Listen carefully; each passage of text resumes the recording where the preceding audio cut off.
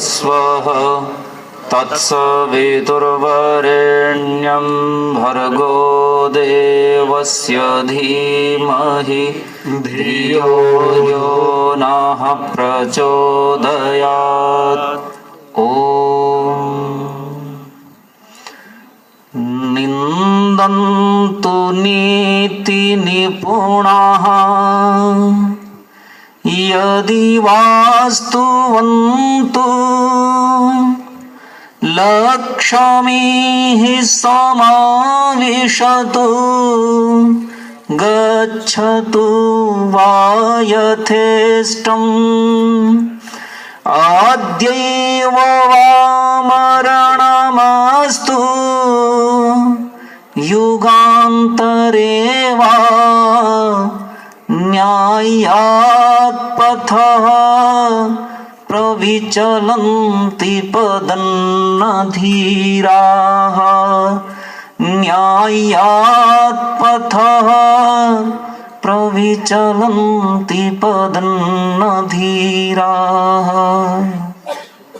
इस पवित्र यज्ञ के ब्रह्मा आचार्य श्री अरविंद शास्त्री जी, उनका सहयोग कर रहे श्रीमान सुनील शास्त्री जी, ब्रह्मचारी ऋषिदेव जी, उपस्थित हुए आचार्य विजयपाल शास्त्री जी, यज्ञ के यजमान भारतार्य जी, उनका परिवार, उपस्थित सभी वरिष्ठों, युवाओं, पूज्य मातृशक्ति। बहुत संक्षिप्त सी वार्ता करूंगा। हम सब यज्ञ कर रहे थे और यज्ञ के संबंध में प्रसिद्ध है यज्ञों वै श्रेष्ठतमं कर्म, कि यज्ञ संसार का सहयोग करते हैं क्या है? कर्म, सर्वश्रेष्ठ कर्म है। इस यज्ञ को जब हम और आप करते हैं तो यज्ञ को करते हुए प्रतिदिन कुछ आहुतियां और संविधान करने के पश्चात यज्ञ के चारों ओर जल सेचन करते हैं। और जिस मंत्र से चारों ओर जल सेचन करते हैं तो हम कहते हैं देव सवितः प्रसुव यज्ञम प्रसुव यज्ञपतिम भगाय दिव्यो गंधर्वः केतपुः केतन्नः पुनातु वाचस्पतिर्वाचन्नः स्वदत्। इस मंत्र में पूरी व्याख्या नहीं करेंगे। इस मंत्र में एक भाव है, हम कहते हैं हे प्रभु हमारे यजमान को बढ़ाओ और हमारे यज्ञ को भी विस्तृत करो, हमारे यज्ञ को भी बढ़ाओ। तो यज्ञ को बढ़ाओ और यजमान को बढ़ाओ। तो यजमान का बढ़ाना तो समझ में आता है भाई, यजमान के पुत्र, उनका पौत्र और धन धान्य आदि से वो बढ़े, विद्या आदि से बढ़े, तो उनकी वृद्धि समझ में आती है। अच्छा, यज्ञ कितना बढ़ा सकते हैं हम? यज्ञ को बढ़ाएं, यज्ञ को बड़ा करें तो कितना बड़ा करें? सामान्यतः यज्ञ होता है, दैनिक हम करते हैं पंचमहायज्ञों में से अग्निहोत्र छोटा सा, और फिर उसको बड़ा किया भारत जी ने तो उन्होंने वेद पारायण करवा दिया। कुछ और बड़ा करेंगे तो चारों वेदों का पारायण करवा देंगे। अच्छा, इसके आगे कितना बड़ा करेंगे? कितना भी बड़े की आप कल्पना कर लीजिए, लाखों आहुतियां व्यक्ति कर सकते हैं। ऋषि ने लिखा भी है, लाखों आहुतियां करनी है तो इतना बड़ा यज्ञ कुंड बनावे, तो उतना भी बड़ा कर सकते हैं। लेकिन इसको बड़ा करेंगे और जब उतना बड़ा हो जाएगा तो उतना बड़ा होने के बाद भी चारों ओर जल तो सेचन करेंगे, क्यों जी? और फिर मंत्र क्या बोलेंगे?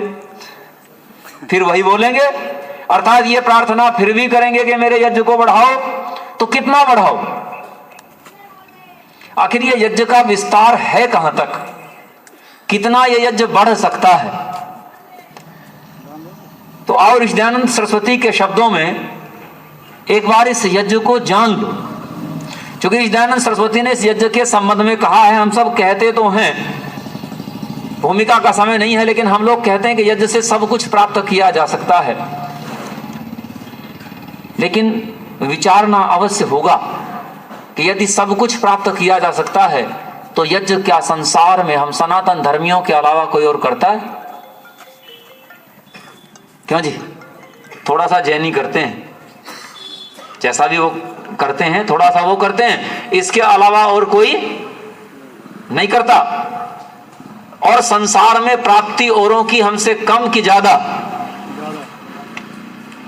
संसार में ऐसे बहुत सारे हैं जिनकी प्राप्ति संख्या में भी जिनकी वृद्धि हमसे ज्यादा है, जिनके पास राष्ट्र भी ज्यादा हैं, जिनके पास उपलब्धियां भी आज ढेरों।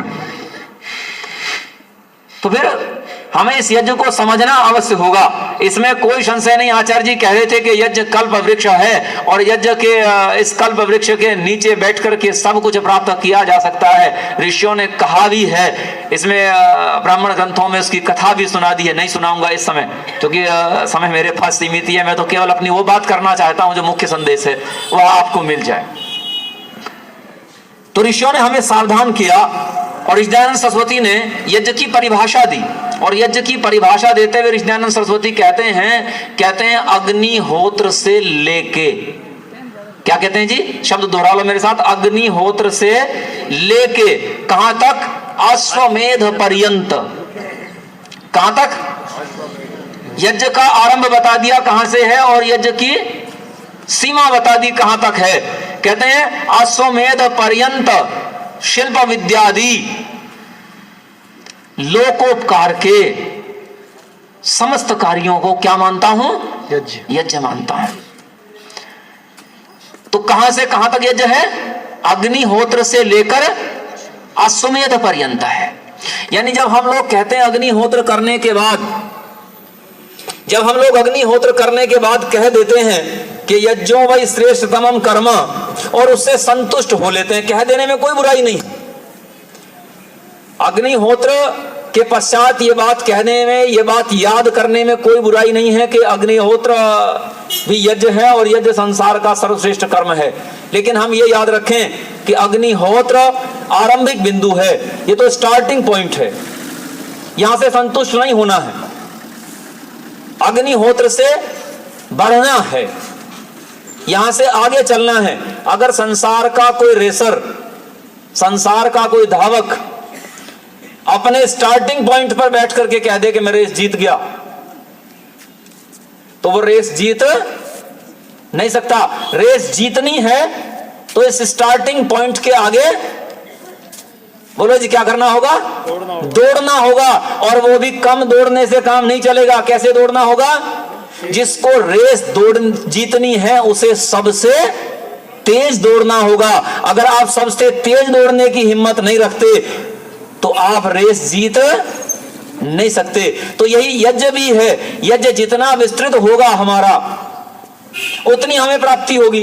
तो इस यज्ञ को विस्तृत करना है तो अग्निहोत्र से ले जाना है अश्वमेध पर्यंत। तो सोचो थोड़ी देर के लिए, क्या हम और आप अश्वमेध की तैयारी करते हैं? क्या सपना लेते हो अपनी आंखों में? क्या अपने भीतर ये सपना लेते हो कि हम कभी अश्वमेध करेंगे?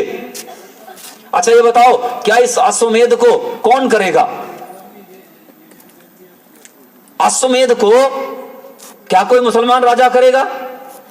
क्या कोई ईसाई राजा करेगा? क्यों जी? क्या बौद्ध राजा अश्वमेध करेगा या कोई नास्तिक करेगा? कौन करेगा अश्वमेध? कौन सा राजा अश्वमेध कर सकता है जी? आर्य राजा करेगा। कौन सा राजा करेगा अश्वमेध? आर्य राजा करेगा। और आर्य राजा बनाने के लिए क्या बनाना आवश्यक है जी? आर्य राजा के लिए आर्य प्रजा होना आवश्यक है। आर्य प्रजा होगी, आर्य समाज होगा तो आर्य राष्ट्र होगा, और आर्य राष्ट्र होगा तो आर्य राजा होगा। और आर्य राजा इतना बलवान होगा, इतना सामर्थ्यवान होगा कि वो संसार के समक्ष अश्वमेध रख सके। अश्वमेध का तात्पर्य वो उतना साधारण मत समझ लेना कि चारों तरफ घोड़े भेज दिए और जहां तक घोड़े चले गए अश्वमेध हो गया, इतना सरल मत समझ लेना। अश्वमेध का सीधा सीधा तात्पर्य यह है, ऋग्वेदादि भाष्य भूमिका में ऋषिदयानंद सरस्वती जहां राजनीति का विषय लिखते हैं, जहां राष्ट्र का विषय लिखते हैं, उसे पढ़ लेना तो समझ में आ जाएगा। वहां जब ऐसी स्थिति होती है कि राजा एजेंट है, किसका? प्रजा का नहीं, ईश्वर का। जब राजा प्रजा का एजेंट होता है तो वही होता है जो आज कोर्ट उल्टी पुल्टी धाराएं मान्य कर रहा है, वह नहीं। राजा प्रतिनिधि है ईश्वर का, ये याद रखना।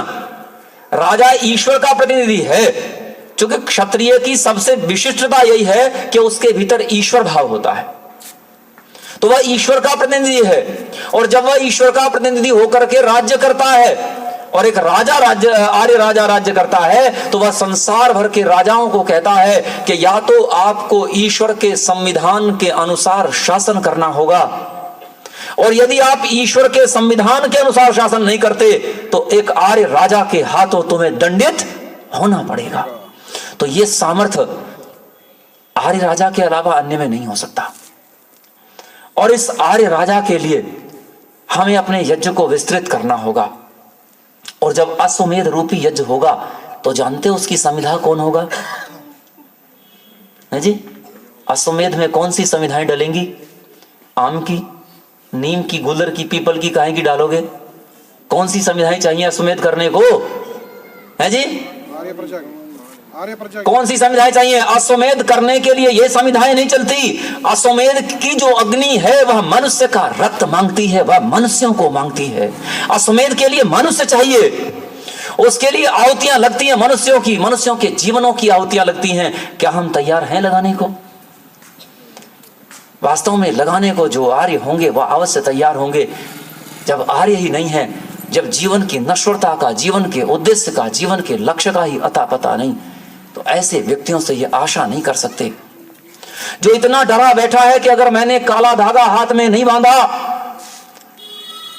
तो मेरा अनिष्ट हो जाएगा। जो इतना डरा हुआ बैठा है कि अगर बहन का बांधा हुआ धागा हाथ में नहीं बंधा तो बहन की रक्षा नहीं हो पाएगी, जो इतना डरा हुआ बैठा है, ऐसे व्यक्ति से हम ऐसी आशा नहीं कर सकते कि वह अश्वमेध करेंगे। डरे हुए लोग अश्वमेध नहीं करते, गुलामी करते हैं। और यज्ञ करने वाला एक आर्य कभी गुलाम नहीं होता। अगर गुलाम हुआ है व्यक्ति तो निश्चित रूप से इसलिए हुआ है कि वह यज्ञ के पथ पर नहीं था। तो हमें वो यज्ञ का पथ जोड़ना होगा, हमें वहां तक आना होगा। इसकी सामग्री, इस अश्वमेध की सामग्री आर्य प्रजा है। हमें आर्य बनाने होंगे, हमें आर्या बनानी होंगी। और ये आर्य और आर्या स्वतः नहीं बनते, आर्य और आर्या बनाए जाते हैं। याद रखना, राम का निर्माण हुआ था, राम को उसके माता पिता से लेकर के उसके गुरुओं तक ने, उस समय के ऋषियों तक ने बनाया था। कृष्ण का निर्माण हुआ था, उसको बनाया गया था। अर्जुन का निर्माण हुआ था। जिस जिस महापुरुष की बात करोगे उनके निर्माण हुए थे। और आपने निर्माण अगर बंद कर दिए हैं तो याद रखना, जो निर्माण आप कर रहे हो उसी का परिणाम आ रहा है। आप चिकित्सक बना रहे हो, लोग बालक चिकित्सक बन रहे हैं। आप इंजीनियर बना रहे हो, इंजीनियर बन रहे हैं। जो बना रहे हो वो बन रहे हैं, लेकिन आर्य आप बना नहीं रहे हो, इसलिए आर्य बन नहीं रहे हैं। और कैसे कैसे काम चल रहा है, काम चलता है। स्वामी जी यहाँ बैठे हुए हैं। आर्य समाज में ऐसा होता है, मैंने भी देखा है, अब 10 वर्षों से ज्यादा हो गए हैं, मैं भी आर्य समाज में निरंतर हूं। मैं भी देख रहा हूं कि क्या होता है। एक व्यक्ति मर गया, इससे पहले तक इसका बेटा आर्य समाज में आता नहीं था, कभी भूले भटके आ गया तो आ गया। अब ये मर गया तो लोगों ने सोचा कि भाई एक सदस्य की संख्या कम हो गई है, तो उसके बेटे के पास गए और बेटा तुम्हारे पिताजी आते थे आर्य समाज में, तुम भी आर्य समाज में आया करो। उसे आर्य समाज का सदस्य बना लिया। ना आर्य समाज के सिद्धांतों का पता, ना आर्य की भावना का पता, ना आर्यत्व के प्रति सम्मान का पता। ऐसे व्यक्ति को जब प्रधान बनने का अवसर मिलता है आर्य समाज में, तो वह बिजनेस का अवसर देखता है कि कैसे बनाया जा सकता है। मैं कहता हूं आर्य बनाना होगा, हमें आर्याएं बनानी होंगी। और अगर हम बना लेते हैं तो हमारे घर सुधर जाएंगे, हमारा समाज सुधर जाएगा। और ये सारा समाज क्या बन जाएगा? आर्य समाज बन जाएगा। हम आर्य समाज बनाने के लिए पहले अपना लक्ष्य रखें। आर्य समाज होगा तो आर्य समाज की वेदी पर खड़े होकर हम आर्य राष्ट्र को बनाने की बात कर सकते हैं। तो पहले आवश्यकता आर्य समाज की है। बस यही कहना चाहूंगा कि हम आर्य समाज बनाने के लिए जुट जाएं। जो आर्य हैं वो जुटें कि हमें लोगों को आर्य बनाना है। जो भी विधि मिलती है उस विधि से आर्य बनाओ। हम कह रहे हैं एक विधि मेरे पास है, कभी उसे जांच लो। आपके पास अवसर रहे तो हम लोग आर्य के सिद्धांत बताते हैं। और सिद्धांत बताने के पश्चात में जब समापन होता है कार्यक्रम का, तो 90% लोग हमारे साथ सहमत होते हैं, 10% भाग जाते हैं। उनकी मैं इसलिए चर्चा नहीं कर रहा हूं। कुछ रूढ़ होते हैं व्यक्ति, वो सुनना ही नहीं चाहते, तो उसका कोई मेरे पास भी इलाज नहीं है। हाँ, अवसर रहेगा तो उनका भी इलाज कर लेना। पहला तो अवसर यही है कि हम आर्य बनाने के लिए कृत संकल्प हों।